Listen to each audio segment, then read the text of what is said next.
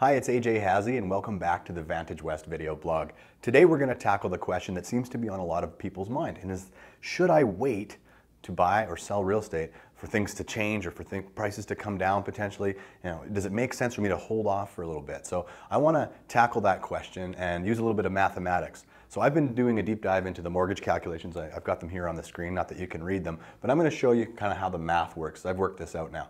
So for our example, let's use a $500,000 property. Now let's assume that this is the entry point to the market. You're going to put a 5% down payment. Now today's interest rates, for a round number, let's say you're going to do 3.49%. What does that equal? It gives you a payment of $2,369 per month. Okay, so that's the scenario if you bought right now.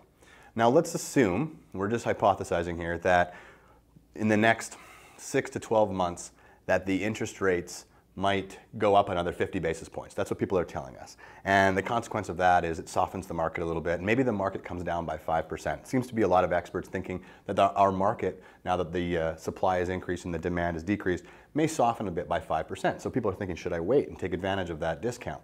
So now let's assume, so this is scenario one.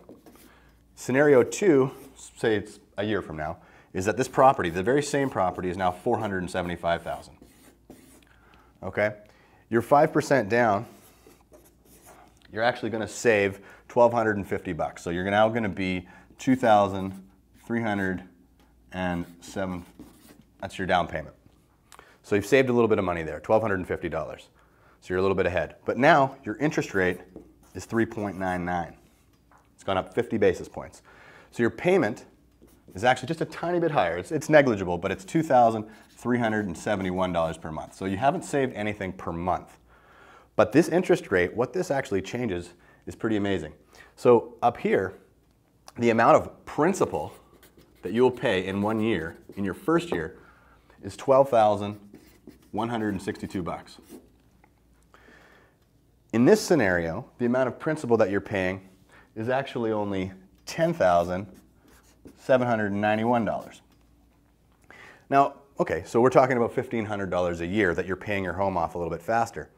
So if you fast forward 5 years from now and you look at where you stand versus waiting, I'm running out of room here on the board and you probably can't see it, but the math is you'll have $90,000 in equity after 5 years here and just a tiny bit over $80,000 in equity on this scenario here. So this $1,250 between the down payments, actually that investment being here turns into $10,000.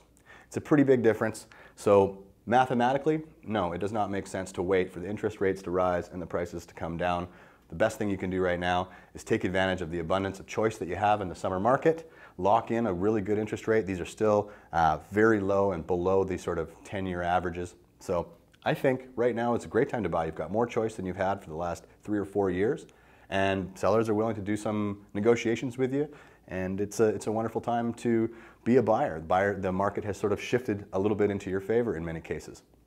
So if you'd like to check out the properties that are available, we have a tool right here on the video blog for you to see. And if you're interested in what your home might sell for in today's market, now is definitely the right window of opportunity to put your home on the market.